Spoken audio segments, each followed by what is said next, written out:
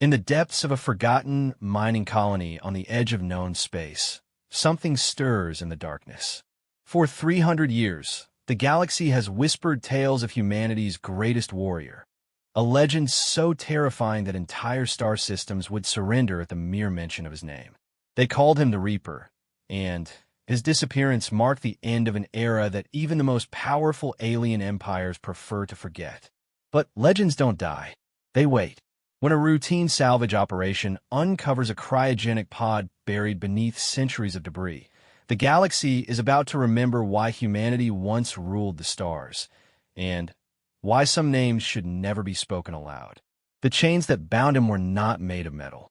They were made of time, betrayal, and the desperate hope of his enemies that he would never wake up. They were wrong. The plasma cutter's blue flame danced across the metallic surface, sending sparks cascading into the dusty air of the abandoned mining facility. Zektar, a seasoned Vorthax salvage operator, wiped the sweat from his scaled forehead as he worked through another layer of reinforced titanium. His 4 arms moved with practiced precision, each wielding a different tool as he peeled back the mysteries of this forgotten human outpost. "Another empty chamber," muttered his partner, LYSS, her serpentine tail flicking with irritation. The Salith female had been growing increasingly impatient as their 3-day excavation had yielded nothing but scrap metal and obsolete technology. The intelligence reports were wrong. "There's nothing of value here." Zektar paused his cutting and examined the facility's architectural layout through his scanner visor. The readings were peculiar. According to the structural analysis, they had only explored about 60% of the complex. Below them, hidden beneath layers of collapsed tunnels and debris, lay something the scanners couldn't properly identify. "Wait," he said, his gravelly voice echoing in the hollow chamber. "These readings show a massive chamber directly below us. The density signatures are all wrong for standard mining equipment." LYSS slithered closer, her heat-sensing organs detecting something unusual. The temperature down there is different. Colder. Much colder than it should be in a dead facility. The Vorthax's secondary eyes focused on his scanner display, while his primary eyes continued cutting. What he saw made his blood run cold. The chamber below wasn't just large, it was enormous, easily the size of a small starship hangar. And something inside it was generating a low-level energy signature that had somehow remained active for what appeared to be centuries. "LYSS, look at this," Zektar called, his voice carrying a note of excitement mixed with apprehension. "Whatever's down there, it's been powered this entire time. 300 years, and it's still running." The Salith's scaled features twisted into a frown. "That's impossible. The humans abandoned this system generations ago. Nothing could maintain power for that long without maintenance." As if responding to their discussion, a deep rumble emanated from below their feet. The ancient facility's lights, which had been flickering weakly since their arrival, suddenly blazed to full intensity. Emergency klaxons that had been silent for centuries began wailing, their ear-piercing sound echoing through the empty corridors. Zektar's scanner went haywire, displaying readings that defied logic. Energy signatures spiked to levels that should have overloaded every system in the facility. Yet somehow, everything continued functioning with an efficiency that modern technology could barely match. "The floor," LYSS hissed, pointing with one clawed finger. "It's opening." Indeed, what they had assumed to be a solid metal floor began splitting along invisible seams, revealing a sophisticated iris mechanism. The ancient metal groaned as massive gears, still perfectly lubricated after 3 centuries, slowly rotated to reveal a circular opening. From the depths below, a soft blue light began to emerge, accompanied by a gentle hissing sound that spoke of equalizing atmospheric pressure. Zektar and LYSS exchanged nervous glances. In their combined 40 years of salvage operations, they had never encountered anything like this. Automated systems that responded to presence after centuries of dormancy were the stuff of legends, usually associated with the most advanced alien technologies or the mysterious ruins of extinct civilizations. Should we call this in? LYSS asked, her natural caution warring with her curiosity about what treasures might lie below. Not yet, Zektar replied, checking his equipment. Let's see what we're dealing with first. If it's valuable enough, we might want to negotiate a better percentage with the company. They descended into the revealed chamber using their portable gravitic lifts, their equipment casting additional light into the blue-tinted darkness. What they discovered defied their wildest expectations. The chamber was indeed massive, its walls lined with what appeared to be cryogenic storage units. Hundreds of them, arranged in perfect rows, each sealed and displaying various status indicators. Most showed red lights. Inactive, their contents long since expired. But in the center of the chamber, elevated on a platform that seemed almost ceremonial in its design, stood a single unit that pulsed with steady blue light. By the void, Zektar whispered, his translator struggling to convey the awe in his voice. This is a cryogenic preservation facility. LYSS slithered around the perimeter, her heat sensors picking up the thermal signatures from the active unit. Only one is still functioning. Whatever's inside has been kept in perfect stasis for, how long do you think? Zektar approached the central platform, his scanner working overtime to analyze what it was detecting. The technology was human in origin, but far more advanced than anything in their historical databases. The manufacturing techniques alone represented innovations that the current galactic civilization had yet to achieve. According to the power cell analysis, this system has been running for approximately 312 years, he said, double-checking his readings. The energy efficiency is remarkable. This cryopod could run for another 1,000 years on the power remaining. As they drew closer to the active unit, additional systems began coming online. Holographic displays materialized around the platform, showing complex biological readouts in ancient human script. Most of the text was too archaic for their translators to parse, but certain key phrases came through clearly.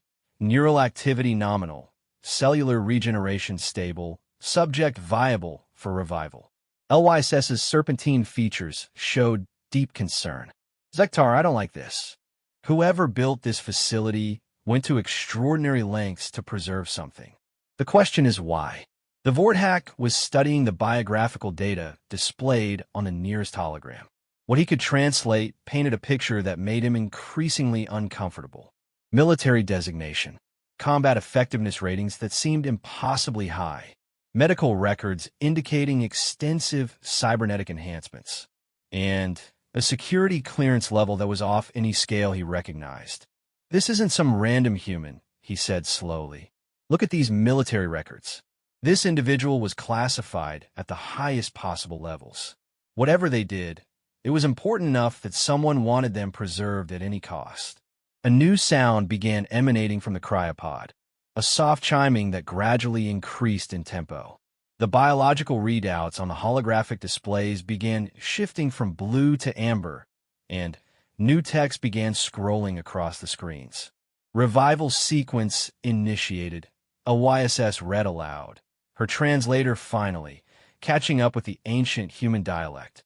Preparation for consciousness restoration in progress. Zektar's four arms moved frantically over his equipment, trying to understand what was happening.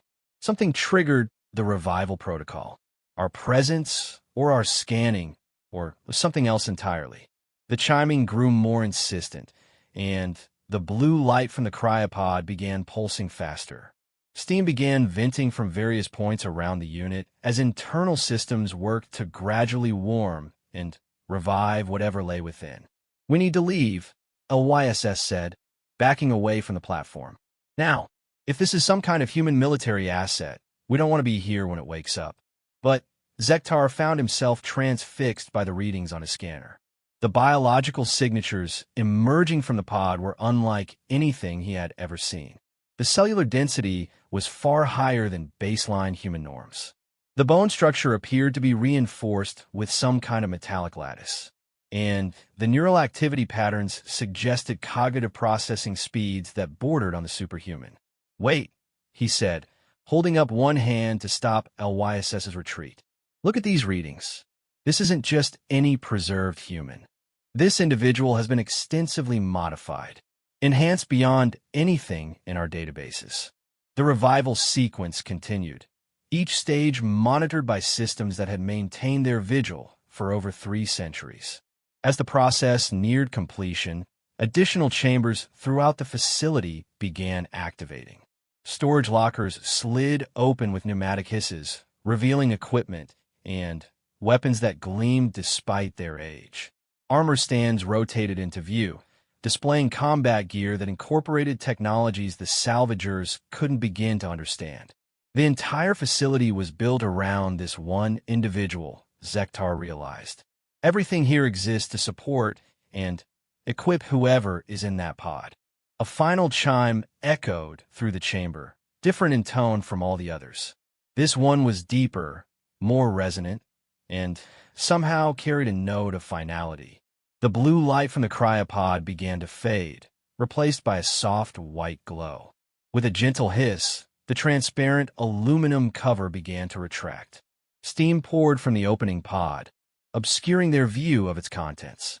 But through the mist, they could make out a human form, tall, broad-shouldered, and utterly still.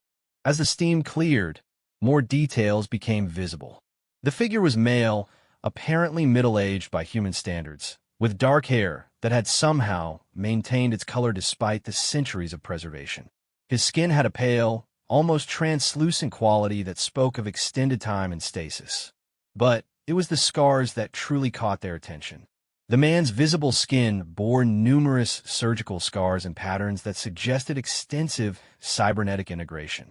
His left arm appeared to be entirely artificial, crafted from some dark metallic substance that seemed to absorb light rather than reflect it. Similar technological enhancements were visible along his neck and around his temples. For several long moments, nothing happened. The chamber fell silent except for the gentle humming of the facility's systems and the nervous breathing of the 2 salvagers. Then, the enhanced human's eyes opened. They were not normal human eyes. The irises glowed with a subtle blue light, and when he blinked, the movement was accompanied by the faintest mechanical sound. His gaze swept the chamber with calculating precision before settling on Zektar and LYSS. When he spoke, his voice was quiet but carried perfectly throughout the chamber, suggesting vocal modifications designed for command projection.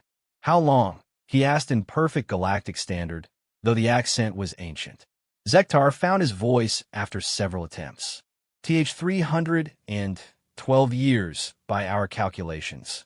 The enhanced human sat up with fluid grace, showing no signs of the disorientation typically associated with extended cryosleep. His movements were economical and precise, each gesture suggesting coiled power held in perfect control. 300 years, he repeated, seeming to process this information with detached calm. Then, the war is over. Which war? LYSS asked before she could stop herself. The man's enhanced eyes focused on her with an intensity that made her instinctively recoil. When he smiled, it was not a pleasant expression. All of them, he said simply. He stood, moving to one of the equipment alcoves that had opened during the revival sequence. With practiced efficiency, he began donning pieces of advanced combat gear, each item integrating seamlessly with his cybernetic enhancements. "You're salvagers," he observed without looking at them. It wasn't a question. We were just exploring abandoned facilities. We didn't know anyone was here. The enhanced human paused in his equipment check and turned to study them more carefully. His expression was unreadable, but there was something in those mechanical eyes that suggested he was accessing vast amounts of information at incredible speed. "What do you know about the human colonial period?" he asked. "Not much," LYSS admitted. "The historical records from that era are fragmentary. We know humans had an empire that spanned several sectors, but it collapsed during some kind of internal conflict." "Internal conflict," the man repeated with bitter amusement. "Is that what the history books call it?" He finished attaching a device to his belt and turned to face them fully. "Tell me, what happened to the human worlds? Zektar consulted his historical database. Most were abandoned or destroyed during the collapse. The surviving human populations integrated into the various alien federations. There are still human colonies scattered throughout the galaxy, but they're all under alien administration now. The enhanced human was silent for a long moment, his expression darkening. When he spoke again, his voice carried a cold edge that made both salvagers step backward. Under alien administration, he said slowly. And how are they treated? Well, LYSS said hesitantly. They're considered a client species. Limited self-governance, but they require alien oversight for any major decisions. Client species. The words came out like a curse. The man's artificial hand clenched into a fist, and they could hear the subtle whining of servos under stress. They made slaves of humanity. It's not slavery, Zektar protested. It's a standard protectorate arrangement. Lots of species have similar relationships with more advanced civilizations. The enhanced human's laugh was completely devoid of humor. Protectorate, such a civilized word for conquest. He moved to another equipment station and began selecting weapons with the casual expertise of someone who had done this countless times before. Who are you? LYSS whispered. The man paused, one hand resting on what appeared to be a rifle unlike anything in their weapons databases. When he turned to look at them, his enhanced eyes seemed to glow brighter in the chamber's artificial light. My designation was Subject 7. My rank was Colonel. My unit was the 113th Special Operations Division. He lifted the rifle and checked its power cell with mechanical precision. But most people knew me by a different name. He smiled again, and this time there was something predatory in the expression that made both alien survival instincts scream warnings. They call me the Reaper. The name hit the two salvagers like a physical blow. Even 3 centuries after his disappearance, that name still carried power in certain circles. The Reaper was a legend, a story told to scare young alien soldiers about the nightmare that humanity could become when pushed too far. According to the fragmented historical records, the Reaper had been humanity's most effective special operations asset during the final years of their empire. He had been responsible for missions that seemed impossible even by the standards of that brutal era. Entire fleets had gone missing after he was deployed against them.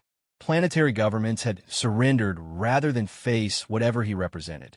And then, suddenly, he had vanished. The last reliable reports placed him at the Battle of Kepler's Gate, where a human fleet had made a desperate last stand against overwhelming alien forces. After that battle, the Reaper disappeared from all records, presumed dead along with the rest of the human military command structure. That's impossible, Zektar whispered. The Reaper died 300 years ago. Death, the enhanced human said as he continued arming himself, is a luxury I was never afforded. The facility around them continued to come alive as he moved through it. Weapons systems that had been dormant for centuries began running diagnostic checks. Hidden compartments revealed additional equipment and supplies. The entire complex was transforming from a tomb into a forward operating base.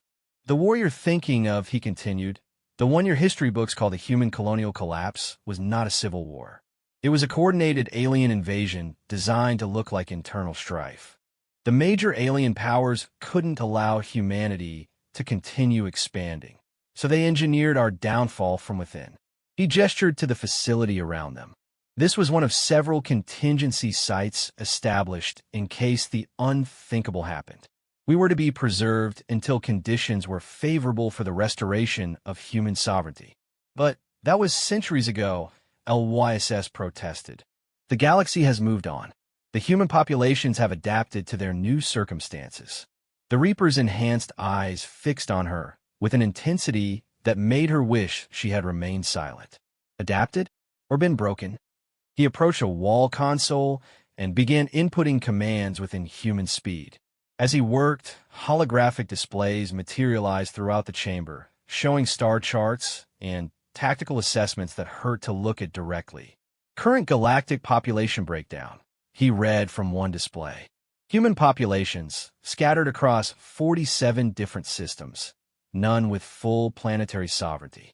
Average population per system, 2 to 3 million. Total human population, approximately 120 million. The numbers hung in the air like an accusation. Before the collapse, humanity had controlled over 200 worlds with a total population exceeding 50 billion. Population reduction of 99.7%. The Reaper continued in the same emotionless tone. Either the most catastrophic plague in galactic history, or the most successful genocide. He turned away from the console and faced the two salvagers directly. Now I'm going to ask you a question, and I want you to think very carefully before you answer. Did you come here alone, or are there others who know about this facility? Zektar felt his survival instincts warring with his greed. The smart thing would be to lie, to claim they were alone, and hope this nightmare would end quickly. But something about the Reaper's enhanced eyes suggested that deception would be both futile and fatal. Our ship is in orbit, he admitted. Our company knows we're here, but they don't know what we've found. The Reaper nodded, as if this was exactly what he had expected to hear. Good. That gives us options. Options for what? LYSS asked, though she was afraid she already knew the answer. The enhanced human finished his equipment check and moved toward what appeared to be a concealed exit from the chamber. As he walked, the facility's lights dimmed behind him, as if the complex was going back into hibernation mode. Options for sending a message, he said without turning around. The galaxy forgot about humanity, forgot what we were capable of when properly motivated. He paused at the exit and looked back at them one final time. It's time to remind them. The door sealed behind him with a definitive clang, leaving Zektar and LYSS alone in the rapidly darkening chamber. In the distance, they could hear the sound of ancient machinery coming to life, followed by what sounded like a shuttle preparing for launch. They stood in stunned silence for several minutes, trying to process what they had witnessed. The legendary Reaper was alive, armed, and apparently preparing to rejoin a war that the rest of the galaxy thought had ended 3 centuries ago. What do we do? LYSS whispered. Zektar looked around the darkened chamber, noting that most of the facility's systems had indeed powered down now that their primary occupant was gone. Only the basic life support and lighting remained active. We get back to our ship, he said finally, and we try to figure out whether we've just witnessed the awakening of humanity's salvation or its ultimate weapon of revenge. As they made their way back to the surface, neither of them noticed the small tracking device that had been discreetly attached to LYSS's equipment during their encounter. The Reaper had not survived 3 centuries in stasis just to let potential witnesses disappear without proper monitoring. The galaxy was about to remember why some names should never be spoken aloud. And the Reaper was just getting started. The Keth Moran Council chamber hummed with nervous energy as representatives from 12 major galactic powers gathered for an emergency session. Admiral Veltar of the Hegemony Navy paced behind his delegation's seating area, his 6 eyes constantly scanning the arrival displays. 3 days ago, every major government in the galaxy had received the same message, a transmission that shouldn't have been possible to send. The authentication codes are confirmed genuine, announced Counselor Zess, her amphibious features glistening under the chamber's artificial lighting. Whoever sent this message had access to human military encryption protocols that were supposedly destroyed 3 centuries ago. Prime Minister Koth of the Vorthak Republic leaned forward in his specialized chair, designed to accommodate his species' 4-armed physiology. Impossible. We have comprehensive records of the human military collapse. Every command facility was destroyed or captured. Every senior officer was accounted for. Apparently, not every officer, came a dry voice from the Salith delegation. Ambassador LYSS, recently promoted after filing the most significant first contact report in centuries, gestured to the main display where the mysterious message continued to loop. The transmission was simple and terrifying in its directness. A single human figure appeared against a stark black background, his enhanced features clearly visible in the harsh lighting. When he spoke, His voice carried the authority of someone accustomed to being obeyed without question. To the governments currently administering former human territories, the figure had said, "You have 7 standard days to begin immediate withdrawal from all worlds with human populations exceeding 10%. This is not a negotiation. This is not a request. This is a final notification." The message contained no threats, no demands for reparations, no complex diplomatic language. Just a simple statement of fact delivered with the calm certainty of someone who expected to be taken seriously. "The biosignature analysis is most disturbing," reported Dr. Nixera, the hegemony's chief xenobiologist. "The individual in the transmission shows extensive cybernetic integration using technologies we don't recognize. His neural processing capacity appears to be enhanced beyond anything in our current databases." Fleet Admiral Core of the Draconian Alliance stood, his reptilian features showing the strain of the past 3 days. "The question isn't who sent the message. The question is whether they have the capability to enforce it." "That question may have just been answered," interrupted a junior aide who burst into the chamber despite multiple layers of security. The young Tellarite's face was pale with terror as he handed a data pad to Admiral Veltar. The hegemony officer's expression grew increasingly grim as he read the report. When he looked up, his 6 eyes showed a level of concern that made the other delegates shift uncomfortably. "The Xerian Mining Consortium has gone silent," he announced. "All communication from the Kepler system ceased 43 minutes ago." The chamber erupted in concerned whispers. Kepler was one of the most heavily defended mining operations in the galaxy, protected by a full hegemony naval squadron and equipped with planetary defense systems that could repel a major fleet assault. "Technical malfunction?" suggested Prime Minister Koth hopefully. Admiral Veltar shook his head. "Long-range sensors show no debris field, no signs of system-wide destruction. The entire system has simply stopped broadcasting." Ambassador LYSS felt a chill that had nothing to do with the chamber's environmental controls. "Show me the star chart," she requested.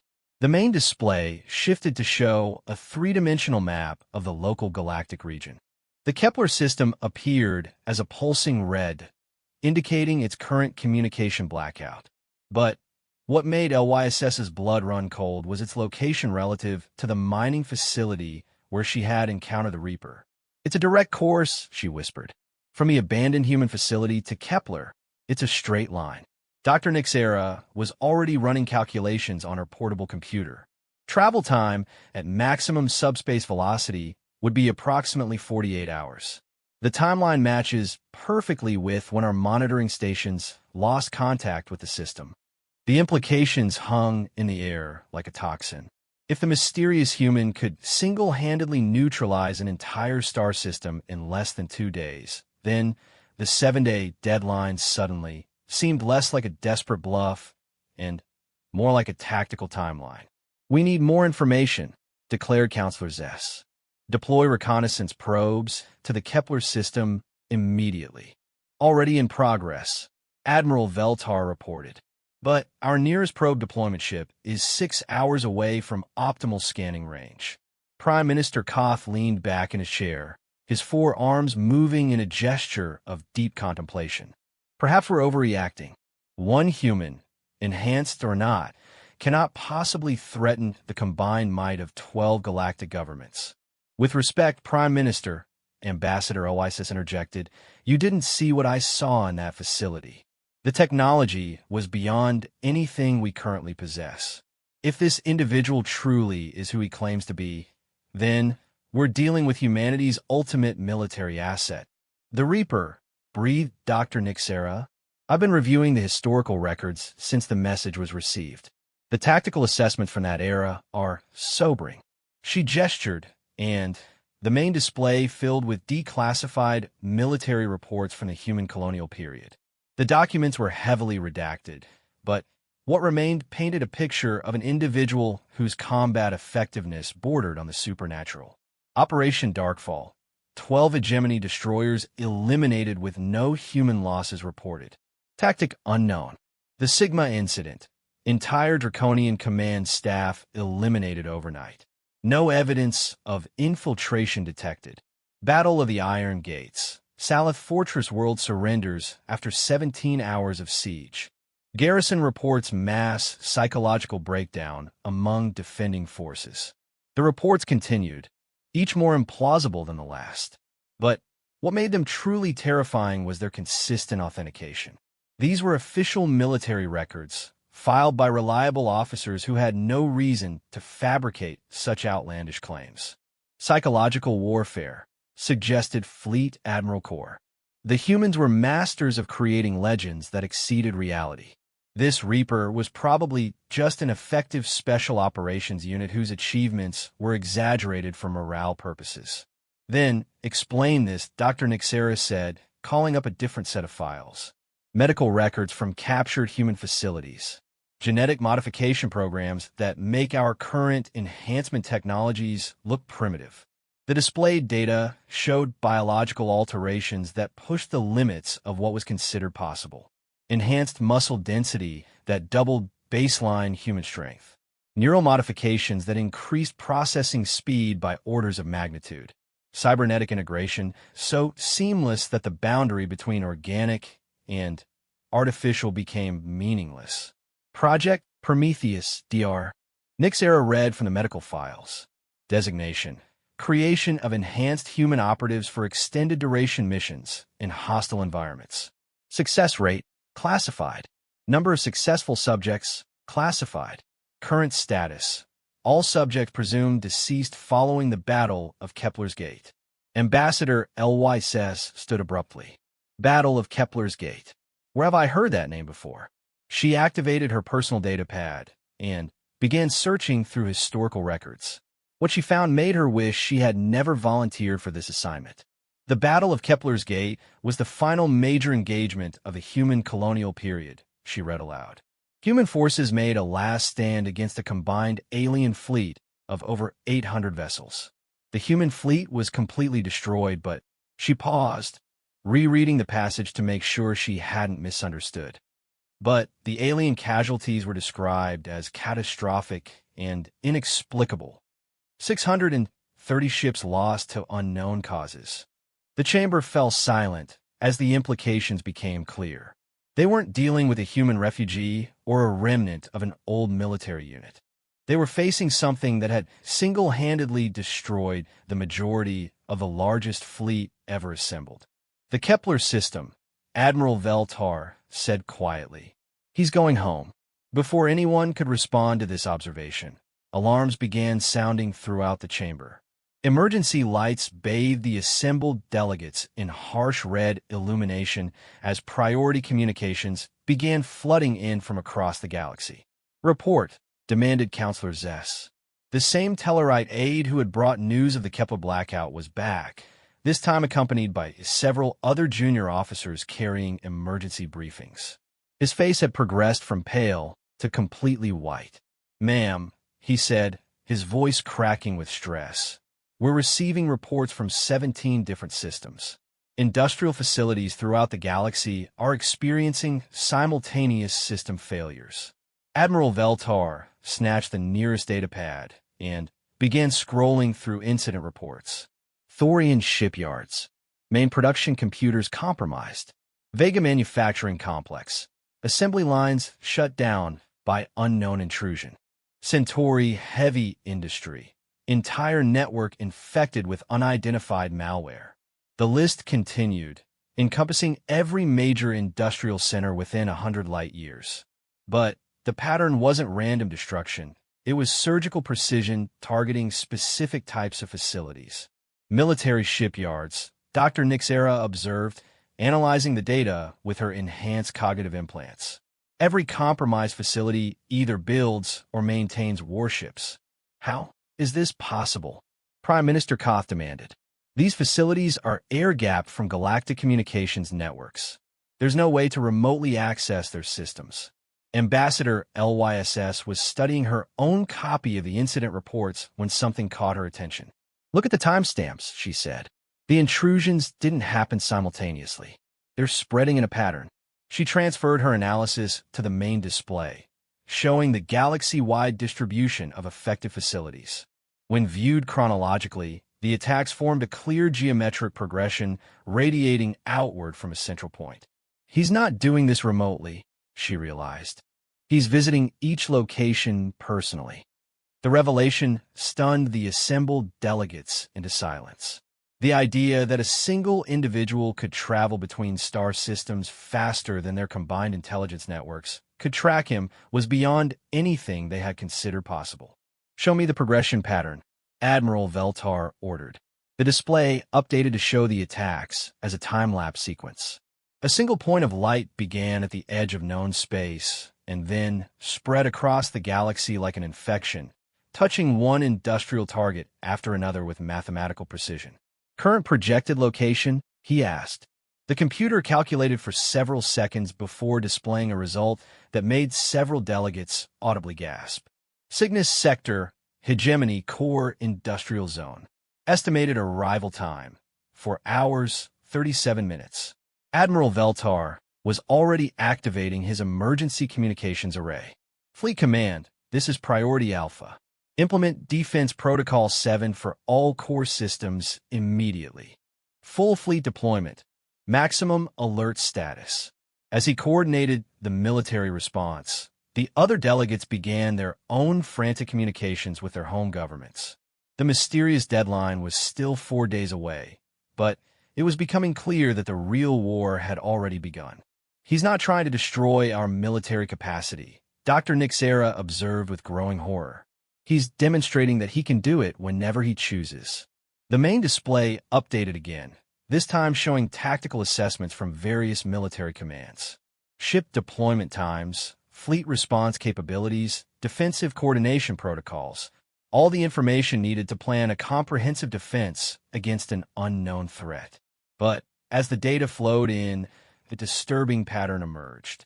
The mysterious attacker seemed to be staying exactly one step ahead of every defensive measure they attempted to implement. Fleets arrived at targeted systems hours after the attacks had concluded. Defense grids activated just in time to detect something departing at impossible speeds. "He's reading our communications," Fleet Admiral Core concluded grimly. "Every defense we plan, every fleet we deploy, he already knows about it." "Impossible," Prime Minister Koth protested. "Our encryption is unbreakable. It would take our most advanced computers centuries to crack our current protocols." Ambassador LYSS looked up from her datapad with an expression of dawning understanding. "Unless you're using technology that's 300 years more advanced than ours," she said quietly.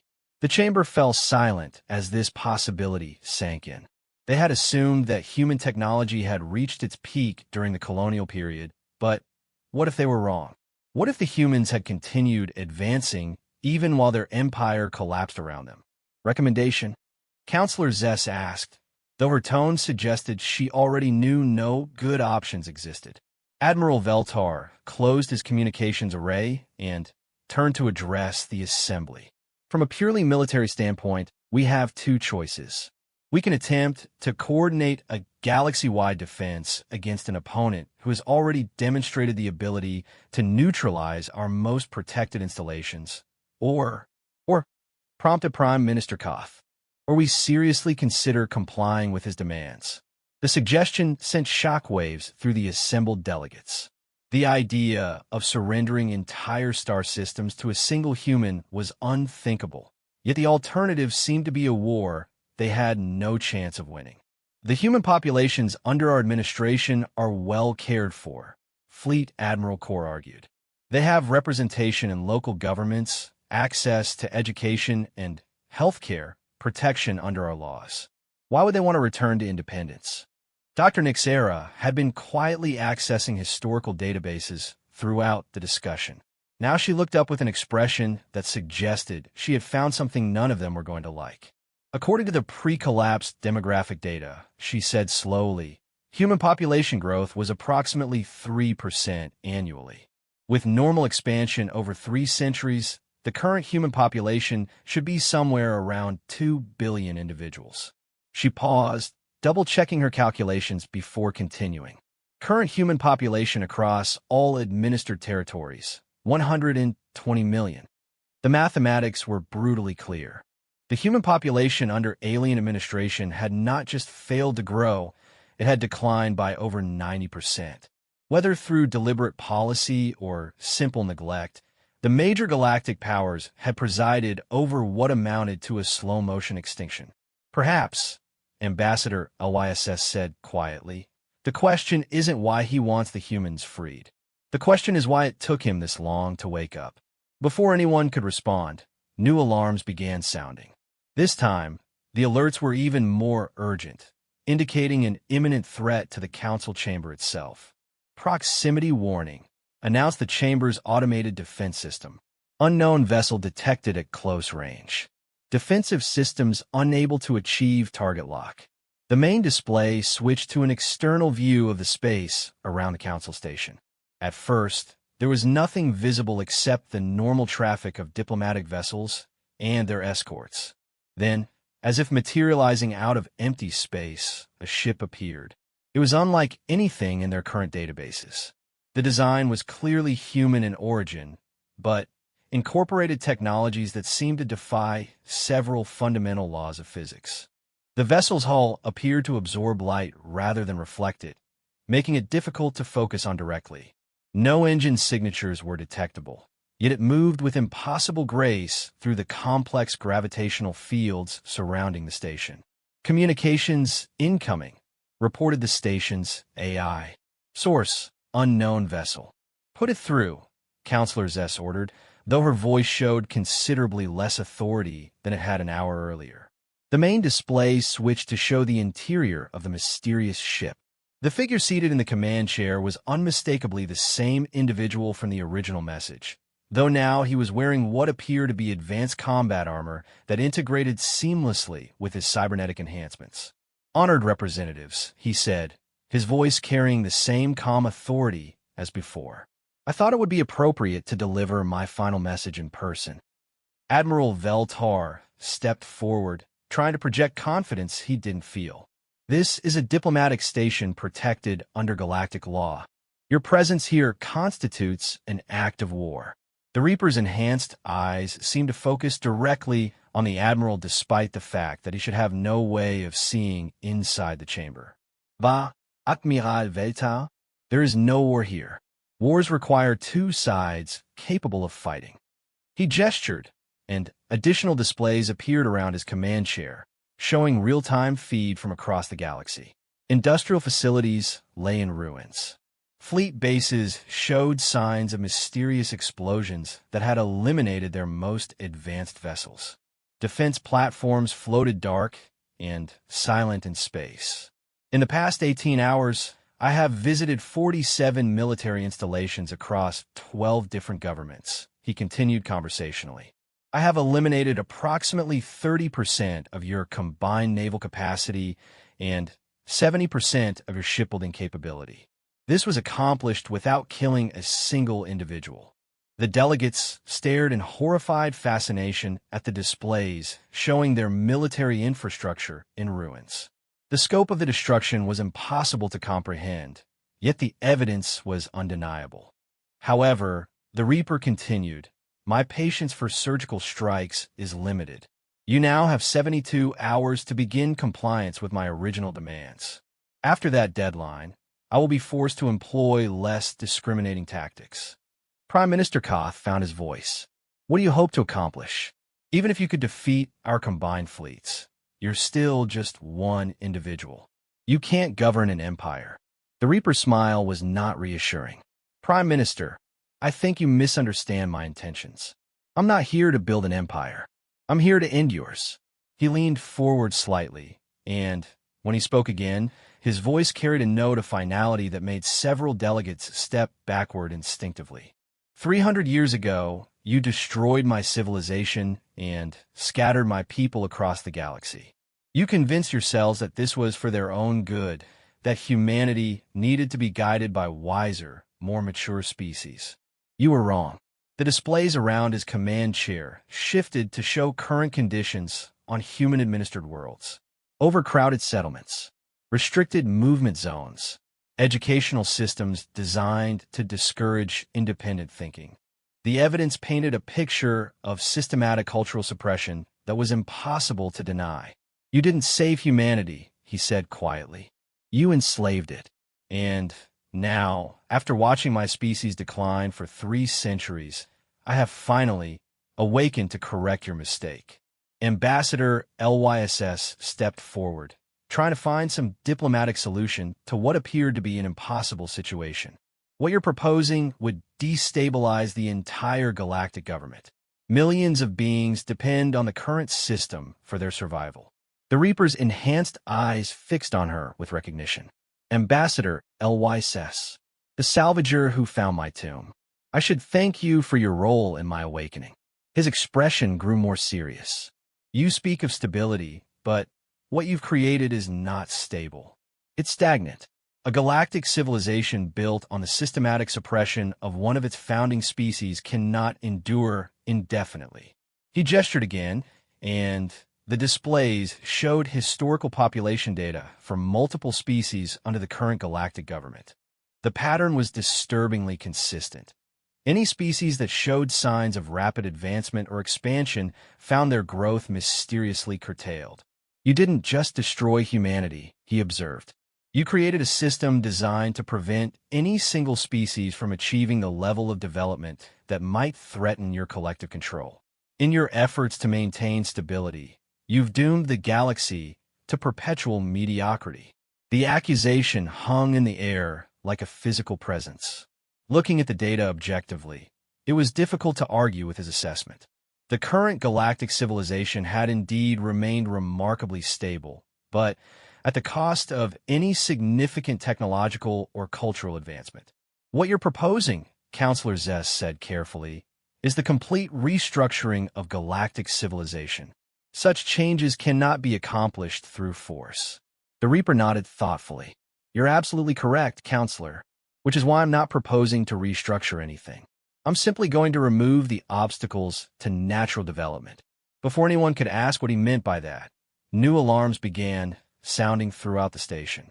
This time, however, they weren't proximity warnings. They were evacuation alerts. Station integrity compromised, announced the AI. Unknown energy discharge detected throughout primary systems. Estimated time to critical failure, 12 minutes. The Reaper stood from his command chair, his movements fluid despite the apparent weight of his advanced armor. I've uploaded complete files on every human population center in the galaxy to your computer systems, he said. Study them carefully. You'll find that my 72-hour deadline is actually quite generous, considering the urgency of the situation. What have you done to the station? Admiral Veltor demanded. Nothing permanent, the Reaper replied. The nanobots I introduced into your systems are designed to encourage rapid evacuation rather than cause casualties. Consider it a demonstration of restraint. As if to emphasize his point, the lights throughout the chamber began flickering, and the artificial gravity fluctuated noticeably. Emergency bulkheads began sealing automatically as the station's AI attempted to contain whatever was spreading through the facility. 72 hours, he repeated as his image began to fade from the display. Use the time wisely. The transmission ended, leaving the delegates alone with failing station systems and the impossible task of coordinating a galactic response to a threat they didn't understand. As they began their emergency evacuation procedures, none of them noticed that their personal communication devices had been quietly compromised during the Reaper's visit. Everything they said, every plan they made, every fleet deployment they ordered would be monitored by an intelligence that had spent 3 centuries planning for exactly this moment. The galaxy had forgotten about humanity's greatest weapon. Now it was time for that weapon to remind them what humans were truly capable of when they stopped playing by alien rules. Sarah Chun had never seen the night sky from outside the settlement walls. Like every human on Nova Terra, she had been taught from childhood that the wilderness beyond the approved zones was dangerous, filled with predators and environmental hazards that only the hegemony's protective measures could counter. But tonight, as sirens wailed across the settlement and alien security forces scrambled to respond to some unknown crisis, She found herself climbing the maintenance ladder to the communications tower with a determination that surprised her.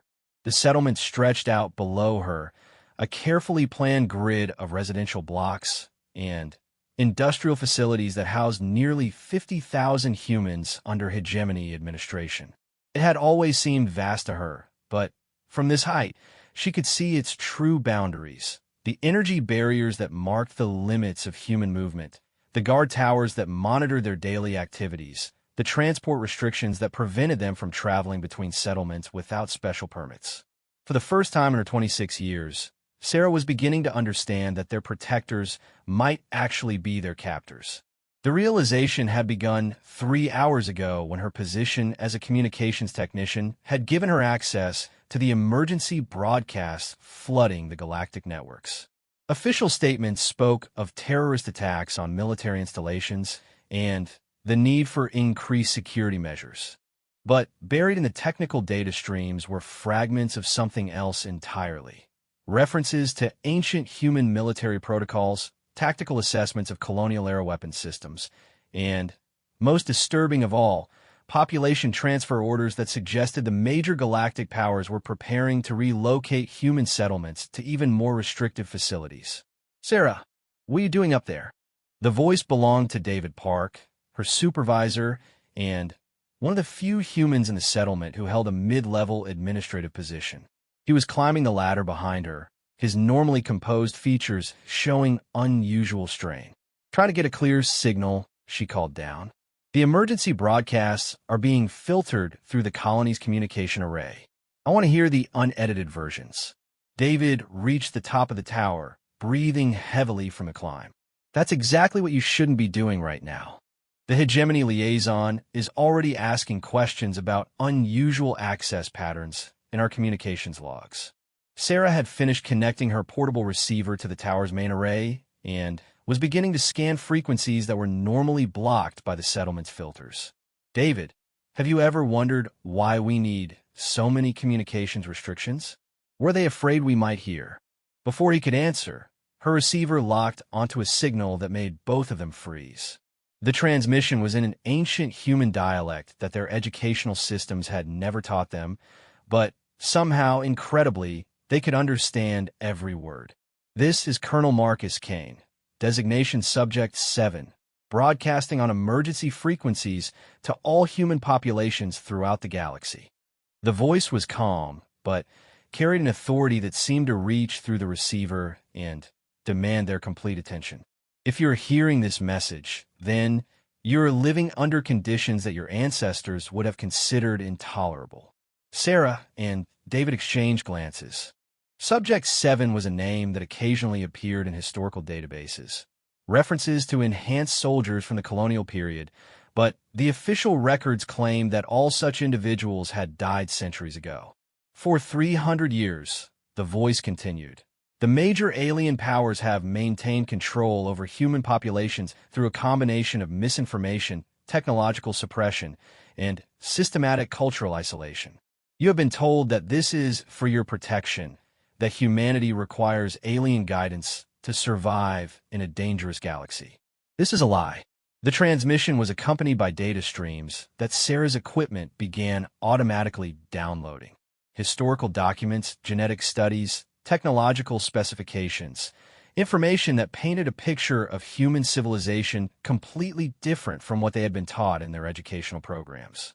The truth is that humanity once controlled over 200 worlds and maintained one of the most advanced technological bases in the galaxy. Your current population should number in the billions, not the millions.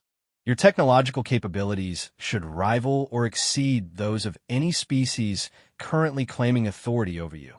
David was staring at the downloaded files as they appeared on Sarah's portable display. "These genetic studies," he whispered, "they show that humans have been systematically prevented from accessing enhancement technologies that are routinely available to other species." Sarah scrolled through additional documents, her horror growing with each revelation. Educational records showing how human history had been systematically rewritten. Medical files indicating that longevity treatments were withheld from human populations while being freely available to their alien administrators. Economic analyses demonstrating how human labor and resources were being systematically exploited to maintain alien industrial capacity. You have been made slaves and all, but, the transmission continued. And you have been conditioned to accept this slavery as benevolent protection. The signal was growing stronger, suggesting that the source was moving closer to their location. Additional data streams began flowing through Sarah's receiver, these containing technical specifications that made her breath catch in her throat. "These are blueprints," she said, scanning through files that showed everything from advanced communication systems to manufacturing techniques that exceeded anything available in the settlement. Blueprints for technologies that could make us completely self-sufficient. "But this is impossible," David protested, though his voice lacked conviction. "If these technologies existed, why haven't we been allowed to use them? What possible benefit could the aliens gain from keeping us technologically suppressed?" The answer came not from Sarah's receiver, but from the files they had already downloaded. Economic models showing how human technological advancement would disrupt the current balance of galactic power. Resource assessments indicating that independent human colonies would control key strategic materials. Most damning of all, military projections suggesting that humans with unrestricted technological development would quickly become the dominant force in the galaxy. "They're afraid of us," Sarah realized. "They've always been afraid of us." The transmission from Subject 7 continued, but now it included specific instructions. Technical modifications that could be made to existing settlement systems. Communication protocols for coordinating between human populations. Most importantly, detailed plans for what he called liberation infrastructure. "In 72 hours, the voice said, I will have eliminated the military capacity necessary to maintain force control over human populations. When that time comes, you must be ready to act. The downloadable files contain everything you need to establish independent colonies, but the decision to use them must be yours." Sarah was already studying the technical specifications when she noticed something that made her hand shake. "David, look at these population figures. According to these files, our settlement should have over 500,000 people, not 50,000. The demographic data was undeniable. Every human settlement in the galaxy was operating at roughly 10% of its intended capacity. The infrastructure existed to support much larger populations, but humans were being systematically prevented from reaching normal reproduction rates through dietary restrictions, medical interventions, and social engineering. "We're not just being suppressed," David said quietly. "We're being slowly exterminated." As if summoned by their growing understanding, the sound of heavy vehicles approached the communications tower. Hegemony security forces responding to unauthorized access to restricted frequencies. Sarah quickly disconnected her equipment and began downloading the transmitted files to portable storage devices.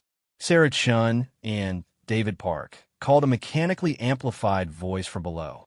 "You are to descend immediately and report for questioning regarding violations of communications protocol." Sarah looked at David, seeing her own determination reflected in his eyes. The knowledge they had gained in the past hour had fundamentally changed their understanding of their situation, and there was no going back to ignorant compliance. "David," she said quietly, "how many people in the settlement do you think would be interested in learning the truth about our history?" He considered carefully before responding. "More than the hegemony would be comfortable with." They began their descent from the tower, carrying with them data that would transform their settlement's understanding of itself.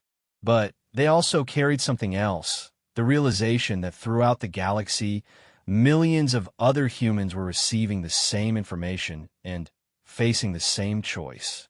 The security forces that met them at the bottom of the tower were nervous, suggesting that similar incidents were occurring throughout the settlement.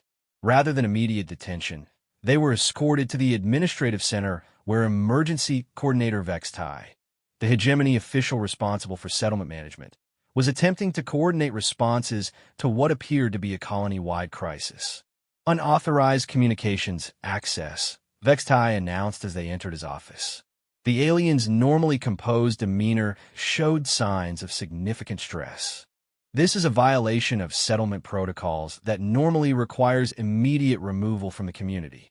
However, he continued, given the unusual circumstances currently affecting settlements throughout this sector, I am willing to consider alternative responses if you can provide information about the source of the transmissions you intercepted.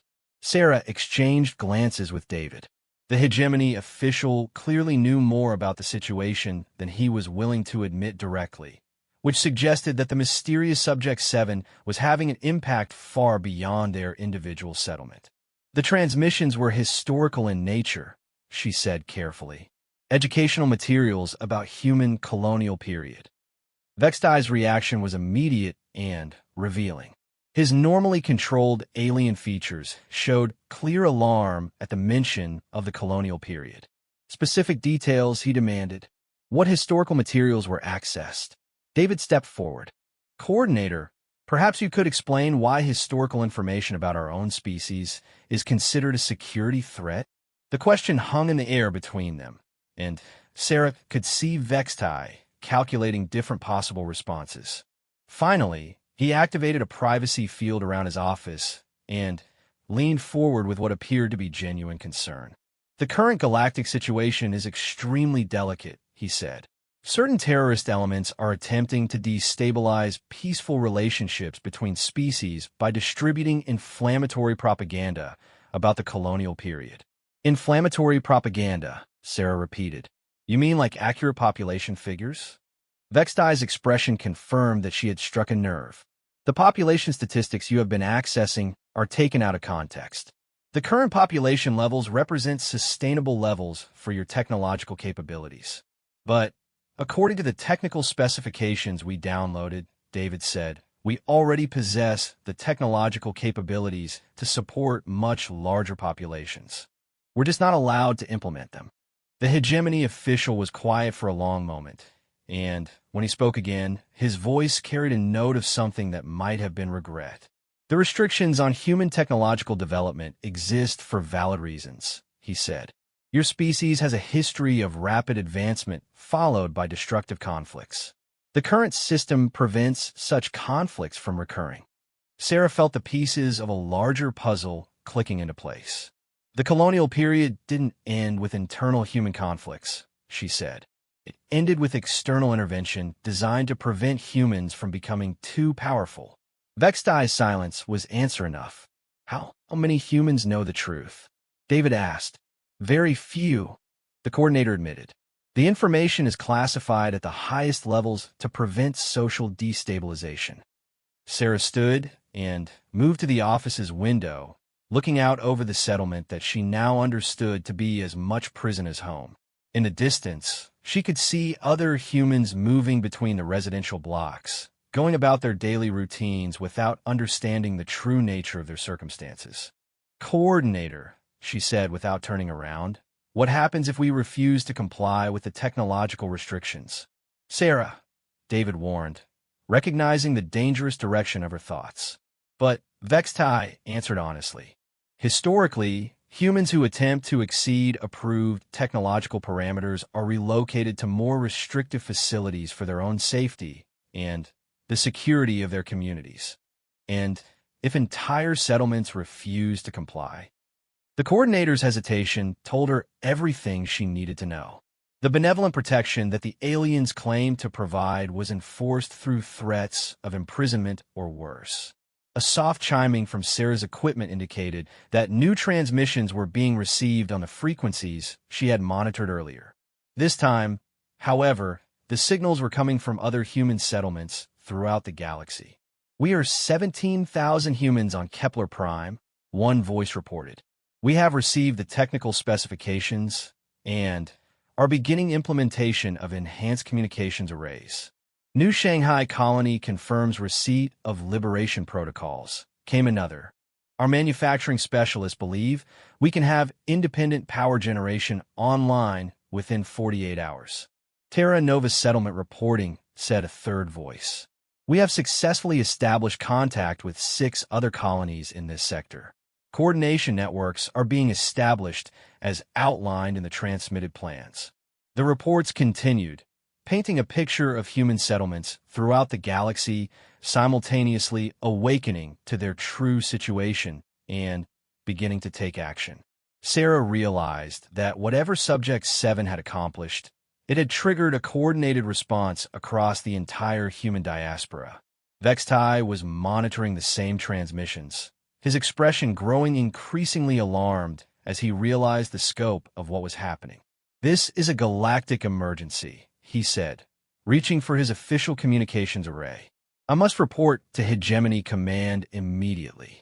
"Coordinator," Sarah said, turning away from the window. "Before you make that call, there's something you should consider." She activated her portable display, showing him the demographic data that Subject 7 had transmitted. The numbers were stark and undeniable.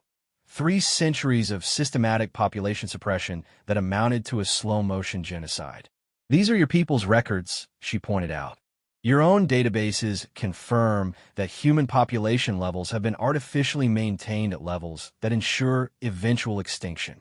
Vextai studied the data, and Sarah could see the internal conflict playing out behind his alien features. Whatever his personal feelings about humans, he was being forced to confront evidence that the policies he had been implementing were fundamentally unjust. "The population management protocols were designed to ensure stability," he said, though his voice lacked its earlier certainty. "Whose stability?" David asked. "Because it certainly wasn't ours." Before Vextai could respond, new alarms began sounding throughout the administrative center. Emergency broadcasts flooded the communication arrays, carrying reports that made the coordinator's face go pale with shock. Hegemony Fleet Command reports catastrophic losses throughout the Outer Rim, one broadcast announced. 73 vessels destroyed or disabled in coordinated strikes. Unknown enemy using advanced technology of possible human origin. Draconian Alliance naval base at Sigma Centauri has gone dark, reported another. Last transmission indicated attack by a single unidentified vessel. All Salith military installations in the Kepler sector have been neutralized. Preliminary reports suggest the use of weapons technology exceeding current defensive capabilities. The reports painted a picture of systematic destruction of alien military assets throughout the galaxy. But what made Vextai's expression truly alarmed was the surgical precision of the attacks. Infrastructure was being destroyed, but casualties were being minimized. This wasn't random terrorism. It was the methodical elimination of the alien power's ability to maintain control over human populations. "Your mysterious Subject 7, Vextai said quietly. "He's real, isn't he?" Sarah nodded. "And, apparently, he's been very busy." The coordinator looked between Sarah and David, then at the continuing stream of emergency reports flooding his communication array. When he spoke again, his voice carried a note of resignation that suggested he had already made a difficult decision. "The evacuation protocols," he said. "All human settlements are to be relocated to maximum security facilities until the current crisis is resolved." "Evacuation or imprisonment?" David asked. "Does it matter?" "Vextai ditlit Krimlu." The order comes directly from the Galactic Council. Implementation begins immediately. Sarah felt a cold determination settling in her chest. The choice was becoming clear: submit to even more restrictive conditions or embrace the dangerous path toward independence that Subject 7 had made possible. "What if we refuse to evacuate?" she asked. The coordinator's expression showed genuine sadness. "Then, I am authorized to use whatever force is necessary to ensure compliance." She looked at David, seeing the same resolve in his eyes that she felt building within herself. The comfortable illusion of benevolent protection had been shattered, replaced by the stark reality of their situation. They were prisoners, and prisoners faced a simple choice: submit or resist. "David," she said quietly, "how quickly can we implement those communication modifications?" He considered for a moment. "With the downloaded specifications? 6 hours, maybe less if we can recruit some of the other technicians." Sarah turned back to Vextai, who was watching their exchange with growing apprehension. "Coordinator, you've been honest with us about our situation. Now I'm going to be honest with you. We're not going to evacuate. Sarah, the coordinator said urgently, you don't understand the forces involved here. This isn't a decision your settlement can make independently. She smiled, though the expression held no warmth. You're right. It's not a decision for just our settlement. It's a decision for every human in the galaxy.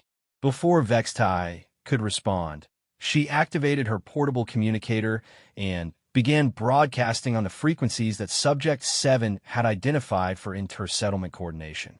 This is Sarah Chun, Nova Terra Settlement, she announced. We have received relocation orders and are refusing compliance, requesting assistance with implementation of liberation protocols. The response was immediate and overwhelming. Settlement after settlement confirmed receipt of similar orders and declared their intention to resist. Technical teams reported successful implementation of enhanced communication systems. Manufacturing specialists announced completion of independent power generation systems. Most importantly, coordination networks that had taken only hours to establish were proving capable of supporting complex multi-settlement operations that the alien authorities had never imagined possible. You're making a terrible mistake, Vextai warned, though his voice suggested he understood that events had moved beyond his ability to control. Sarah looked out the window again, but this time she saw something different. Instead of a settlement full of unaware prisoners, she saw 50,000 humans who were about to discover their true heritage and capabilities. Maybe, she admitted, but for the first time in our lives, it's our mistake to make. The liberation of humanity had begun not with grand military victories or political declarations, but with ordinary people choosing to stop accepting lies about their own limitations. And across the galaxy, millions of other humans were making the same choice. Fleet Admiral Kor stood in the command center of the Draconian Alliance's most powerful battleship, staring at tactical displays that showed the systematic destruction of everything he had spent his career building.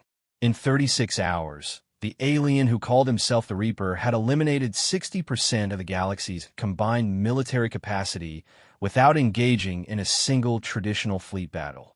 Status report, he ordered, though he already knew the news would be catastrophic. Sigma Base, complete loss.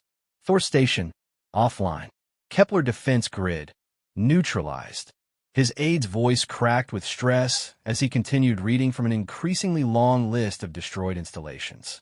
Sir, we've lost 17 major shipyards, 34 fleet bases, and 49 planetary defense networks. Casualties? Kor asked, though this was the one piece of good news in an otherwise unimaginable disaster. Minimal, sir. The attacks appear designed to destroy infrastructure while avoiding personnel losses. Total fatalities across all incidents, fewer than 200 beings. This fact somehow made the situation more terrifying rather than less. An enemy capable of such precise destruction while avoiding unnecessary casualties possessed a level of technological superiority that bordered on the incomprehensible. Sir, interrupted another officer, we're receiving priority communications from the Galactic Council. Emergency session requested immediately. Kor nodded grimly. He had been expecting this call ever since his own flagship had narrowly avoided destruction 12 hours earlier. The mysterious human had appeared in their most secure system, disabled their most advanced vessels, and departed before their defense systems had even registered his presence. The holographic conference chamber materialized around him, revealing the assembled leadership of the galaxy's major powers. Every face showed the strain of the past 36 hours, but it was the empty spaces at the conference table that told the real story. 3 governments had already fallen to internal uprisings as their human populations learned the truth about their situations.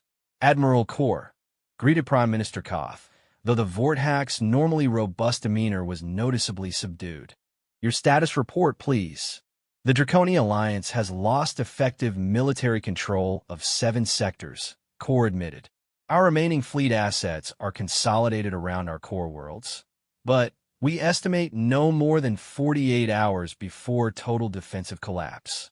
Similar reports came from the other surviving governments. The hegemony had lost its entire Outer Rim fleet, and was dealing with human uprisings on 12 worlds. The Salith Confederacy was reporting complete breakdown of colonial administration as their human populations had somehow coordinated simultaneous independence declarations across 30 different systems. Recommendations? Asked Counselor Zess, though her amphibious features showed she had little hope of hearing viable options. Unconditional surrender, replied Dr. Nikara bluntly. The xenobiologist had been monitoring the situation from a scientific perspective, and her analysis was brutally clear. We are facing an opponent whose technological capabilities exceed our comprehension. Continued resistance will only result in the complete destruction of our military capacity. Unacceptable, Admiral Veltar protested. We represent the civilized governments of over 400 worlds. We cannot simply surrender to a single terrorist. With respect, Admiral, Dr. Nixera replied, I think our definition of terrorist may need revision. The being we're dealing with has the capability to destroy entire fleets, but has chosen to minimize casualties. His actions appear calculated to achieve specific political objectives rather than cause maximum destruction. She activated a holographic display showing tactical analyses of the various attacks. Every target has been precisely selected to eliminate our ability to maintain control over human populations while leaving our core governmental and civilian infrastructure intact. This is not terrorism. It's surgical warfare conducted with impossible precision. Prime Minister Koff leaned forward, his forearms moving in agitation. Even if we wanted to negotiate, how do we contact him? He appears wherever he chooses and leaves before we can establish communication. As if summoned by the question, alarms began sounding throughout the virtual conference chamber. The security protocols protecting their communication were being systematically dismantled by an intrusion that their best cybersecurity experts couldn't even detect, much less stop. Honored leaders, came a familiar voice as the Reaper's image appeared at the head of the conference table. This time, he was not aboard his ship, but standing in what appeared to be a vast chamber filled with advanced equipment. I thought it would be appropriate to join your discussion. The delegates stared at him with a mixture of fear and fascination. Up close, his cybernetic enhancements were even more visible. Subtle interface ports along his temples, the artificial eye that glowed with soft blue light, the way his movements suggested perfect integration between organic and mechanical systems. You wanted to negotiate, he continued. I'm here to accept your surrender. Admiral Veltar found his voice first. We have not offered surrender. We demand that you cease your attacks immediately and present yourself for trial under galactic law. The Reaper's expression showed amusement. Admiral, you seem to be confused about your current situation. Allow me to clarify. He gestured, and the displays around the conference table began showing real-time tactical assessments of the delegates' remaining military assets. Fleet positions, defensive capabilities, logistical support networks. Everything displayed with accuracy that suggested perfect intelligence penetration. As of this moment, I have eliminated your capacity to maintain force control over human populations. What little military capacity you retain is insufficient to suppress the independence movements that are currently spreading across every human-inhabited world in the galaxy. The accuracy of his assessment was undeniable. Reports flooding in from across their territories confirmed that human settlements were coordinating resistance activities with unprecedented effectiveness. Technologies that should have taken years to develop were being implemented in hours. Communication networks that should have been impossible to establish were facilitating galaxy-wide coordination. Furthermore, the Reaper continued, the human populations you have been administering are discovering the truth about their historical treatment. They are not responding with the gratitude you might have expected. Dr. Nixera accessed her portable computer and began reviewing reports from human settlements throughout hegemony space. What she found made her secondary hearts skip several beats. My analysis suggests that human populations are not just seeking independence, she said quietly. They're demanding reparations for 3 centuries of systematic oppression. The Reaper nodded approvingly. Dr. Nixera demonstrates the clear thinking that might have prevented this situation if her colleagues had been willing to listen to her earlier assessments. He turned his enhanced gaze on each delegate in turn. You have 36 hours remaining before my original deadline expires. I suggest you use that time to begin coordinating orderly withdrawals from all human-administered territories. And if we refuse, Fleet Admiral Core asked, though his tone suggested he already knew the answer. Then I will stop limiting myself to infrastructure targets, the Reaper replied calmly. The choice is yours, but I should mention that human populations are currently implementing technologies that will make them completely self-sufficient within 72 hours. Your window for graceful withdrawal is closing rapidly. Prime Minister Koth activated his personal communication array and began consulting with his government. Similar conversations were taking place throughout the conference as each delegate attempted to coordinate with their home authorities. But the Reaper was apparently monitoring all their communications simultaneously because he began responding to conversations that should have been completely secure.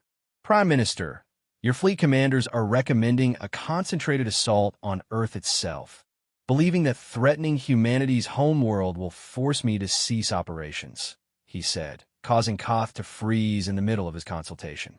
I would strongly advise against this strategy. He gestured again, and new displays appeared showing the Sol system in detail. What the delegates saw made several of them gasp audibly. Earth was not the defenseless backwater they had assumed. The planet was surrounded by defensive installations that registered on their sensors as completely invisible until the Reaper chose to reveal them. Technology signatures indicated weapons and shielding systems that exceeded anything in their current databases. Earth has been defended by automated systems since the human exodus began, the Reaper explained. I designed those systems personally, and I can assure you that any attack on humanity's homeworld would result in the complete destruction of whatever forces you might assemble. Impossible, Admiral Veltor protested. Our long-range surveys of the Sol system show no advanced technology. Your surveys show exactly what I wanted them to show, the Reaper replied. Just as your historical records contain exactly the information I wanted you to have about the colonial period. The implications of this statement stunned the delegates into silence. If the Reaper had been manipulating their intelligence and historical databases for centuries, then everything they thought they knew about human capabilities might be completely wrong. You've been watching us, Counselor Zess said slowly. All this time, you've been monitoring our activities. Did you imagine that humanity would simply accept extinction without taking precautions? He asked. Every human settlement you've administered has been monitored. Every policy decision affecting human populations has been recorded and analyzed. Every act of suppression has been documented. Dr. Nixera was scanning through her databases with growing alarm. The genetic modifications programs, the population controls, the educational restrictions. You have records of everything. Complete records, the Reaper confirmed. 3 centuries of systematic genocide conducted under the guise of benevolent protection. The evidence is quite comprehensive. He paused, allowing the weight of this revelation to sink in. When he continued, his voice carried a note of finality that made several delegates shift uncomfortably.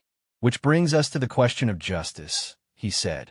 The Galactic Council will need to decide whether you prefer to face human tribunals for crimes against an entire species, or whether you would rather begin immediate reparations as part of a negotiated settlement. Reparations? Admiral Core asked. What kind of reparations? Complete technological transfer. Full return of all resources extracted from human territories. Restoration of all suppressed human populations to their intended demographic levels. The Reaper's list was delivered with the precision of someone who had spent centuries planning for exactly this moment. And formal acknowledgement of galactic genocide before the Universal Court of Justice. The demands were staggering in scope. Compliance would effectively mean the dissolution of the current galactic government and the voluntary reduction of the major alien powers to secondary status. You're asking us to surrender our entire civilization. Prime Minister Koth said slowly. No, the Reaper corrected. I'm asking you to stop building your